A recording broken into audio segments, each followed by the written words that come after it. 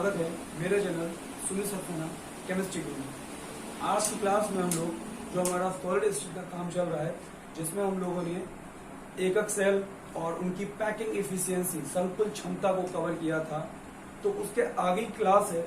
आज की क्लास में हम लोग यूनिट सेल एकक कोशिका का घनत्व कैसे निकालते हैं, उसका फॉर्मूला कैसे बनाते हैं, ये सीखेंगे और उससे संबंधित 2-3 चीजें और समझेंगे। और साथ में हम लोग पढ़ेंगे वॉइड्स मतलब रिक्तियां। ओके, तो क्लास हम लोग स्टार्ट करते हैं। ठीक है, आ जाओ। हम लोग पढ़ेंगे आज एकक कोशिका का घनत्व। हमें आज ये टॉपिक कंप्लीट करना है। घनत्व पर न्यूमेरिकल बोर्ड में बहुत आता है। हमें एकक कोशिका का यूनिट सेल का, इंग्लिश में यूनिट सेल ज्यादा अच्छा लगता है तो वही बोलते हैं। डेंसिटी ऑफ यूनिट सेल आज हम लोग डिस्कस करेंगे। डेंसिटी ऑफ यूनिट सेल, इसका न्यूमेरिकल एग्जाम में बहुत ज्यादा आता है। मॉलिक्यूल निकालने को, पार्टिकल निकालने को, इससे रिलेटेड कुछ ना कुछ आता है और एज इट इज ये फार्मूला भी पूछ लेते हैं। तो आज हम ये फार्मूला ड्राइव करेंगे कहाँ से आता है, फिर आगे समझेंगे इसके न्यूमेरिकल तो कैसे होते हैं। तो एकक कोशिका का घनत्व, जैसा कि हम लोगों ने फिजिक्स में या केमिस्ट्री में पढ़ा है कि घनत्व बराबर क्या होता है। घनत्व बराबर होता है द्रव्यमान, जो भी पदार्थ है उसका द्रव्यमान बटे आयतन। तो यहाँ पर हम लोग को किसका घनत्व पढ़ना है? इस टॉपिक में हमें एकक कोशिका यूनिट सेल का घनत्व पढ़ना है। तो यूनिट सेल का घनत्व क्या हो जाएगा? यूनिट सेल का घनत्व हो जाएगा एकक कोशिका का घनत्व बराबर, फॉर्मूला बनेगा एकक कोशिका का द्रव्यमान। भाई द्रव्यमान जिसका घनत्व निकाल लें उसी का द्रव्यमान। तो एकक कोशिका का द्रव्यमान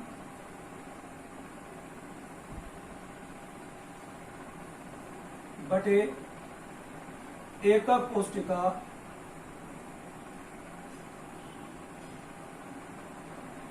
का आयतन, मतलब mass of unit cell upon volume of unit cell.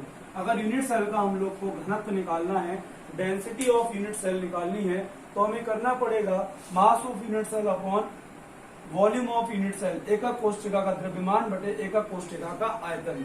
तो हमारा सबसे पहला टास्क है कि हम एकक कोशिका का आयतन निकालें और एकक कोशिका का द्रव्यमान निकालें। फिर हम इस फॉर्मूले में पुट कर देंगे। ये फार्मूला नंबर 1 डाल दिया मैंने। जब हम इस फॉर्मूले में उसको पुट करेंगे वो सारी वैल्यू, तो हमारे पास एकक कोशिका के घनत्व का फार्मूला और एकक कोशिका का घनत्व आ जाएगा। ठीक है, तो हम लोग कैसे निकालें? याद होगा जो पिछली क्लास में जो एकक कोशिका थी यूनिट सेल, उसकी भुजा मैंने मानी थी, भुजा या कोर कह सकते हैं, ए। तो मैंने यहाँ क्या मान लिया? माना एकक कोशिका की भुजा, भुजा भी बोल सकते हैं हम लोग, और भुजा की जगह घन जो होता है घन, उसका कोर भी बोल सकते हैं, कोर। तो यूनिट सेल हमारा कैसा होता है? घनाकार होता है। सब लोग जानते हैं ये बात तो कि यूनिट सेल हमारा घनाकार, बहुत बार बता चुका हूं। तो उसका भुजा मैंने मान ली ए।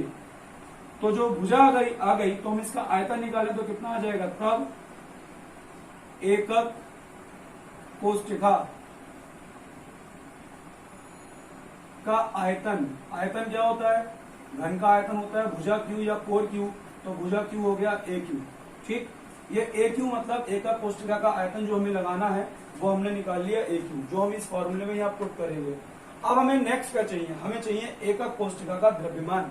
तो द्रव्यमान कैसे निकालें? अब हमें एकक कोशिका का द्रव्यमान चाहिए। तो आपको ये पिछली क्लास में मिल जाएगा, और जिन बच्चों ने भी पिछली क्लास नहीं ली है, जिन्हें ये नहीं मालूम कि एकक कोशिका क्या होती है, कितने प्रकार की होती है और एकक कोशिका में कितने कण होते हैं, तो ऊपर आई बटन में, इसी समय ऊपर आई बटन में एक आपको मेरी क्लास, लास्ट क्लास का वीडियो शो हो रहा होगा। आप उस वीडियो से जाकर एकक कोशिका, यूनिट सेल कितने टाइप की होती हैं, उनमें कितने कितने कण होते हैं, ये सारी चीजें आप समझ सकते हैं। ठीक है, और उनकी जो संकुल क्षमता है वो भी समझ सकते हैं। ठीक, तो आगे हमारा क्या आएगा? हमें निकालना है एकक कोशिका का द्रव्यमान। तो द्रव्यमान हम लोग कैसे निकालें? एकक कोशिका का जो द्रव्यमान निकलेगा वो उस किसी भी एकक कोशिका में, हमने 3 पढ़े यूनिट सेल। एक पढ़ा सिंपल क्यूबिक यूनिट सेल, एक body centred cubic unit cell जिसका नाम था काय केंद्रित, और एक face centred cubic unit cell जिसका नाम था फलक केंद्रित। तो इनमें कणों के आधार पर यूनिट सेल का द्रव्यमान निकलेगा।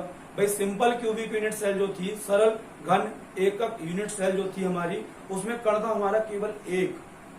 Face centred cubic unit cell में हमारे कण निकल कर आए थे 4 फलक केंद्रित वाले में, और बॉडी सेंटर्ड यूनिट सेल में हमारे कण निकल कर आए थे 2।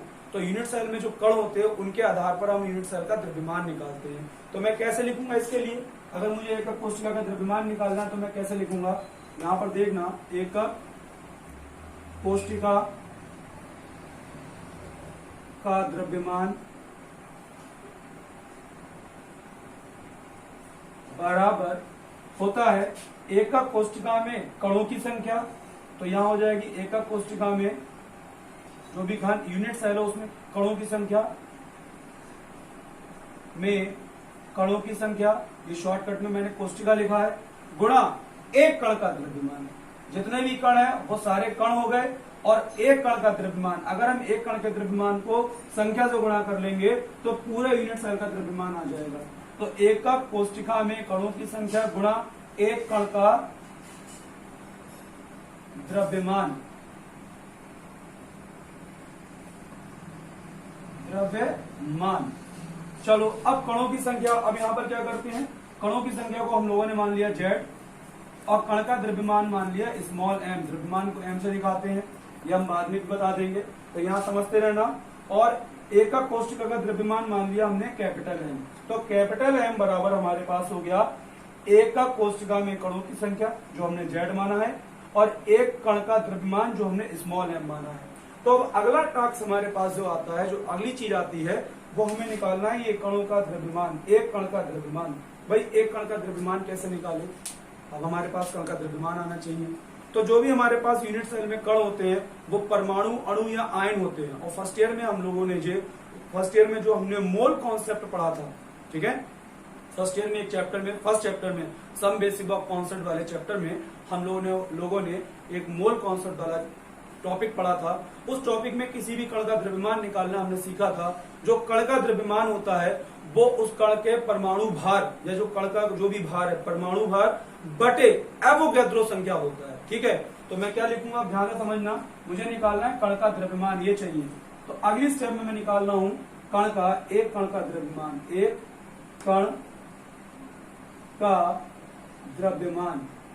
जो कण का द्रव्यमान होता है वो होता है कण का परमाणु भार, जो भी कण है उसका परमाणु भार, परमाणु या अणु कुछ भी बोल सकते हैं।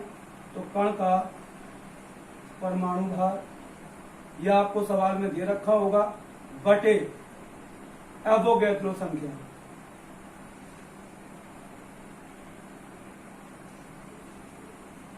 ये मैं आपसे एक्सपेक्ट करता हूं कि फर्स्ट ईयर में ये फॉर्मूला आपने पढ़ा होगा, कण का द्रव्यमान बराबर कण का परमाणु भार बटे एवोगैड्रो संख्या।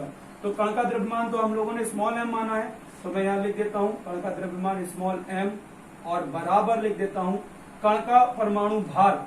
परमाणु भार हम क्या मान ले, जो भी हमारे कण का परमाणु भार है उसे मैं मान लेता हूं यहाँ पर कैपिटल M, ठीक है। और एवोगैड्रो संख्या को मैं मान लेता हूं यहाँ पर Na। ये हम लोग पहले ही पढ़ चुके हैं कि एवोगैड्रो संख्या Na होती है, और सबको मालूम है Na का मान 6.022 गुणा 10 की घात 23। फिर से बोल रहा हूँ 6.022 गुणा 10 की घात 23, 10 टू दी पावर 23। ये एवोगैड्रो संख्या का मान फिक्स होता है। तो ये हमारे पास आ गया क्या, कण का द्रव्यमान।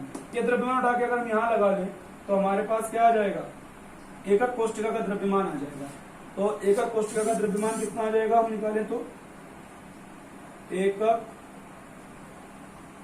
कोशिका का द्रव्यमान बराबर कितना हो जाएगा, Z, और गुणा ये पूरा एक कण का द्रव्यमान कितना आ गया, m upon small m upon Na। तो कैपिटल M अपॉन Na ये हमारे पास आ गया। अब ध्यान से समझने वाली बात है, यही समझना, हमें फॉर्मूले में चाहिए था एकक कोशिका का घनत्व। घनत्व बराबर था एकक कोशिका का द्रव्यमान, वो हमने ये निकाल लिया, एकक कोशिका का द्रव्यमान ये आ गया Z गुणा m अपॉन Na।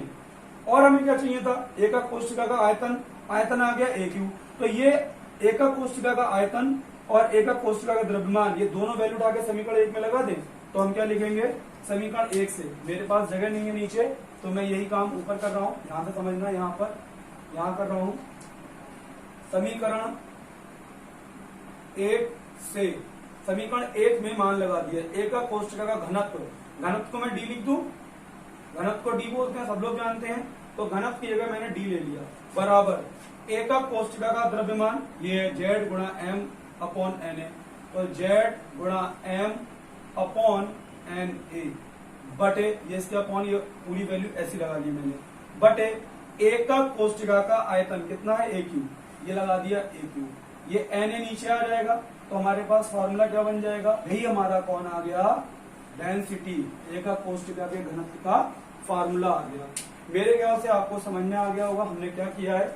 मैं एक बार फिर से बोल देता हूँ, एकक कोष्ठिका का घनत्व बराबर एकक कोष्ठिका का द्रव्यमान बटे एकक कोष्ठिका का आयतन। हम लोगों ने आयतन निकाल लिया ए क्यू, फिर हमने द्रव्यमान निकाला, तो द्रव्यमान बराबर हो गया कणों की संख्या गुणा एक कण का द्रव्यमान। कणों की संख्या को जेड मान लिया और एक कण का द्रव्यमान मैंने यहाँ निकाला, एक कण का द्रव्यमान स्मॉल एम बराबर हो गया M upon N A. M मतलब परमाणु भार और एन ए मतलब एवोगैड्रो संख्या। ठीक, तो उठा के मैंने यहाँ लगा दिया कणों का जेड, कणों को संख्या जेड और एक कण का द्रव्यमान एम। तो यहाँ हमने जब लगाया तो एकक कोष्ठिका का द्रव्यमान आ गया जेड गुणा एम अपॉन एन ए। ये एकक कोष्ठिका का द्रव्यमान और ये आयतन, ये दोनों वैल्यू उठा के मैंने यहाँ लगा दी। घनत्व को मैंने लिख दिया है डी, एकक कोष्ठिका का द्रव्यमान लगा दिया, ये वाला पूरा फंक्शन आ गया, और एकक कोष्ठिका का आयतन लगा दिया ए क्यू। ये एन ए नीचे आ जाएगा, ये बन गया फॉर्मूला। मेरे हिसाब से आपको समझ में आ गया। जहां डी क्या है, एकक कोष्ठिका का, सारी बातें याद रखना, एक नंबर में फॉर्मूला पूछ लेगा, केवल पूछेगा। तो डी क्या हो गया, एकक कोष्ठिका का घनत्व। ओके, जेड क्या हो गया, कणों की संख्या, यूनिट सेल मतलब एकक कोष्ठिका में कणों की संख्या। अभी इसको दोबारा बात करेंगे, कणों की संख्या। ठीक, एम बराबर हो गया, कैपिटल एम है ये, कैपिटल एम, जो भी कण है या परमाणु है, परमाणु कण या जो भी है उसका परमाणु भार, ये सवाल में आपको गिवन होगा, ये जब भी न्यूमेरिकल आएगा तो ये दे रखा होगा। ए क्या हो गया, ए हो गया एकक कोष्ठिका की कोर या एकक कोष्ठिका की भुजा, एकक कोष्ठिका यूनिट सेल की कोर या भुजा भी लिख सकते हैं। ठीक, भुजा या ब्रैकेट में क्या याद रख लो, कोर। अच्छा, एक बात क्या याद रखना, नोट, अगर एकक कोष्ठिका, यदि यूनिट सेल, अब मैं एक बार इंग्लिश में भी लिख देता हूं, याद रहे इसलिए, यूनिट सेल मतलब कौन, एकक कोष्ठिका।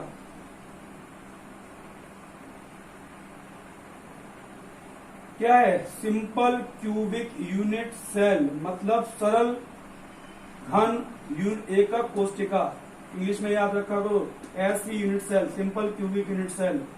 देन जेड बराबर होगा 1, क्योंकि आपको मालूम है सिंपल क्यूबिक यूनिट सेल में कणों की संख्या निकल के आती है 1, तो हम यहाँ 1 लगा लेंगे। अगर हमारे पास क्या है, body centred cubic unit cell, English में, हिंदी में बोलेंगे काय केंद्रित घन एकक सेल, तो उसमें जेड बराबर हम लगाएंगे 2 आपको। और फेस सेंटर्ड फलक केंद्रित यूनिट सेल, फलक केंद्रित यूनिट सेल में जेड का मान कितना लगाओगे आप, 4 लगाओगे। तो ये बात आपको याद रखनी है।